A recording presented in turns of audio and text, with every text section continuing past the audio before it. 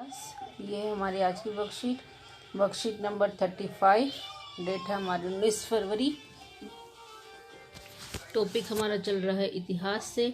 राष्ट्रीय आंदोलन का संगठन 1870 के दशक से 1947 तक। 1947 आप सबको पता होना चाहिए कि हमारा देश आज़ाद हुआ था 1947 को। तो हमने भी गांधी जी के आंदोलन के बारे में पढ़ रहे थे। असहयोग आंदोलन पढ़ा, सविनय आंदोलन पढ़ा। अब पढ़ते हैं भारत छोड़ो आंदोलन के बारे में। भारत छोड़ो आंदोलन, उसके बाद क्या हुआ।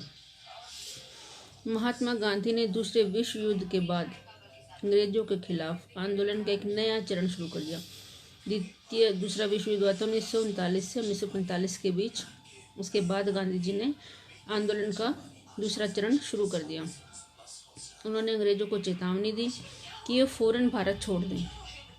गांधी जी ने भारतीय जनता से आह्वान किया कि वे करो या मरो के सिद्धांत पर चलते हुए अंग्रेजों के विरुद्ध अहिंसक ढंग से संघर्ष करें। करो मतलब या तो करो नहीं तो मरो, ऐसा सिद्धांत उन्होंने बोला।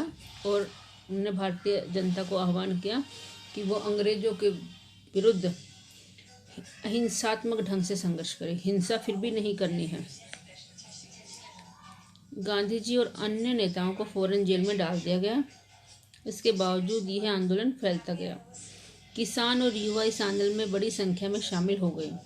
विद्यार्थी अपनी पढ़ाई लिखाई छोड़कर आंदोलन में कूद पड़े। देश भर में संचार और राज्य सत्ता के प्रतीकों पर हमले हुए। संचार के जो साधन थे और राज्य सरकार जो सत्ता के प्रतीक चिन्ह थे उन पर हमले किए गए। अंग्रेजों की सत्ता के जो चिन्ह थे वो बहुत सारे इलाकों में लोगों ने अपनी सरकार का गठन किया। ये हम पढ़ रहे हैं भारत छोड़ो आंदोलन के बारे में।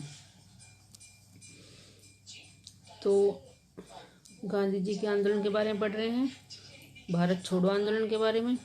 चलिए आगे देखते हैं। बहुत सारे इलाकों में लोगों ने अपनी सरकार का गठन किया। इन सब से निपटने के लिए अंग्रेजों ने बर्बर दमन का रास्ता अपनाया। बर्बर मतलब लोगों के साथ मारपीट की गई। परंतु आखिरकार इस विद्रोह ने ब्रिटिश राज को घुटने टेकने पर मजबूर कर दिया। इससे क्या हुआ, इस आंदोलन की वजह से क्या हुआ कि अंग्रेजी सरकार जो है वो भारत छोड़ने पर राजी हो गई। उनको ये एहसास हो गया कि अगर वो नहीं छोड़ेंगे तो भारतीय जनता फिर से उनके विरुद्ध खड़ी हो जाएगी। ये आंदोलन कुछ झलकियां हम देख सकते हैं इस पिक्चर में। उसके बाद स्वतंत्रता विभाजन की ओर आज़ादी मिल गई। और आज़ादी के साथ साथ क्या हुआ, भारत और पाकिस्तान का बंटवारा।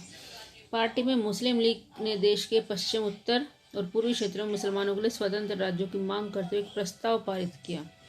उन्हें यह डर लगा कि यहाँ मुसलमान अल्पसंख्यक मतलब जिनकी संख्या कम हो और किसी भी लोकतांत्रिक संरचना में उन्हें हमेशा गौण मतलब सेकेंडरी को मेन भूमिका, मुख्य भूमिका नहीं मिलेगी, ऐसा उनको डर था। उनको यह भी भय था कि संभव है कि मुसलमानों को प्रतिनिधित्व ही ना मिल पाए, मतलब सरकार बनेगी क्योंकि इलेक्शन जब होंगे तो हो सकता है उनको हिस्सा ही ना मिले। उनको ऐसा लगता था। 1937 में मुस्लिम लीग संयुक्त प्रांत में कांग्रेस के साथ मिलकर सरकार बनाना चाहती थी, परंतु कांग्रेस ने इस प्रस्ताव को स्वीकार नहीं किया, जिससे क्या हुआ, फासला और बढ़ गया। अगर कांग्रेस उनकी बात मान लेती तो शायद वो उनको लगता कि उनको अधिकार मिल जाएंगे और भारत पाकिस्तान का बंटवारा नहीं होता। 1940 में दोबारा चुनाव हुए। सामान्य निर्वाचन क्षेत्रों में कांग्रेस का प्रदर्शन तो अच्छा रहा, लेकिन मुसलमानों के लिए आरक्षित सीटों पर लीग को बेजोड़ सफलता मिली। जो नॉर्मल निर्वाचन क्षेत्र थे वहाँ पर कांग्रेस का प्रदर्शन अच्छा था, लेकिन जो मुसलमानों के लिए जो सीट रिजर्व की गई थी वहाँ पर मुस्लिम लीग को सफलता मिली।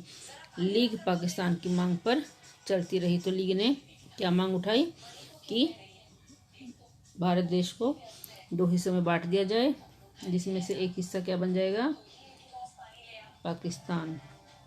तो ये मांग किसने रखी थी, मुस्लिम लीग ने। उसके बाद आया कैबिनेट मिशन।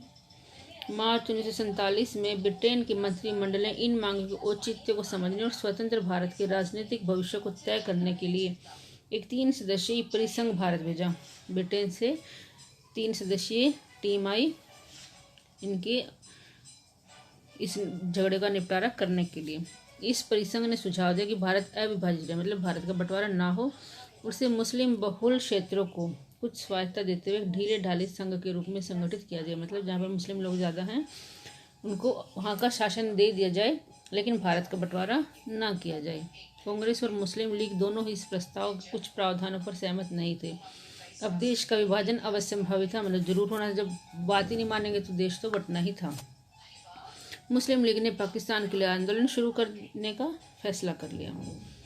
मुस्लिम लीग ने 16 अगस्त 1946 को प्रत्यक्ष कार्यवाही दिवस मनाने का आह्वान किया। मतलब सामने से ही कार्रवाई की जाएगी। उन्होंने कैसा डिसाइड कर लिया कि प्रत्यक्ष कार्रवाई की जाएगी। इसी दिन कलकत्ता, जिसे हम कोलकाता के नाम से जानते हैं, लोग भड़क उठे जो कई दिन तक चलते रहे। इन दंगों में कलकत्ता में दंगे शुरू हो गए जो कई दिन तक चलते रहे। इन दंगों में हजारों लोग मारे गए। मार्च 1947 तक उत्तर भारत के विभिन्न भागों में भी हिंसा फैल गई। कई लाख लोग मारे गए। असंख्य महिलाओं को विभाजन की हिंसा में कथित अत्याचारों का सामना करना पड़ा। करोड़ों लोगों को अपना घर बार छोड़कर भागना पड़ा।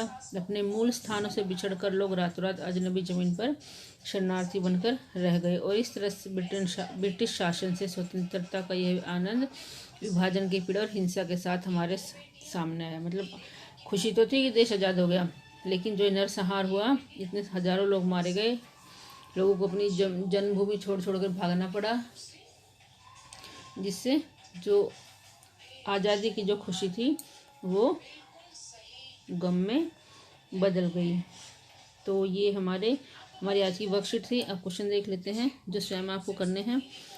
पहला प्रश्न है, भारत छोड़ो आंदोलन किस प्रकार फैला? तो लोग इसमें जुड़ते चले गए पूरे देश में। गांधी जी ने कौन सा नारा दिया? करो या मरो, जिसके बाद सबने इसमें जुड़ना शुरू कर दिया।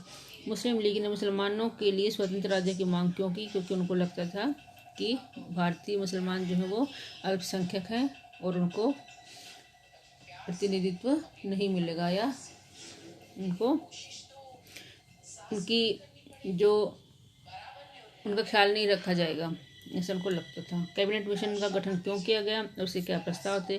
तो भारत में जो मुस्लिम लीग की जो कांग्रेस और मुस्लिम लीग की जो लड़ाई हुई तो उनमें भेदभाव हुए थे दो देशों के लिए। तो इसके लिए ब्रिटेन की तरफ से कैबिनेट मिशन भारत आया था। इसके प्रस्ताव ये थे, वो आपको लिखना है कौन से थे, मैंने भी बताया आपको ऊपर। कांग्रेस और मुस्लिम लीग दोनों ने कैबिनेट मिशन के प्रस्ताव क्यों ठुकरा दिया? क्योंकि उनको ये सही नहीं लगा और जिससे क्या हुआ, देश का विभाजन हो गया। तो ये सारे क्वेश्चन तो आपको स्वयं करने हैं। बाकी आज की वर्कशीट इतना ही, कोशिश करें करने की।